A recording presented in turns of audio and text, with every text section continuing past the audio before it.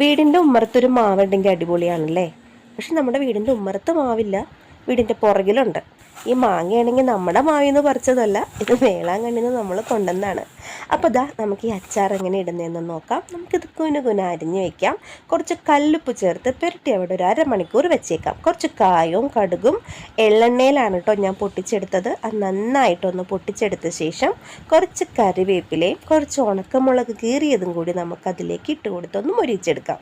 ഇനി ലോ ഫ്ലെയിമിലാക്കിയ ശേഷം നമ്മുടെ പൊടികളായിട്ടുള്ള മഞ്ഞൾപ്പൊടി, കാശ്മീരി ചില്ലി, കായം, അതിൻ്റെ പുറകെ അച്ചാർ പൊടി, ഇത്രയെല്ലാം ഇട്ട ശേഷം നമ്മൾ പുരട്ടി വെച്ചിരിക്കുന്ന നമ്മുടെ മാങ്ങ അതിലേക്ക് ഇടുക. അയ്യോ, അതിന് മുമ്പ് നമ്മൾ വിനാഗിരി ഒഴിക്കണം കേട്ടോ, അത് പറയാൻ മറന്നുപോയി. അതൊഴിക്കുക. ഒഴിച്ച ശേഷം നമ്മുടെ മാങ്ങ അതിലേക്ക് തട്ടിക്കുടഞ്ഞ് ഇട്ട് കൊടുക്കുക. ഉപ്പ് നമ്മൾ നേരത്തെ ചേർത്തത് കൊണ്ട് ഉപ്പിൻ്റെ ആവശ്യമില്ല. ഇനിയിപ്പോൾ ടേസ്റ്റ് ഒന്ന് ബാലൻസ് ചെയ്യാൻ വേണമെങ്കിൽ കുറച്ച് പഞ്ചസാര ഇടാം.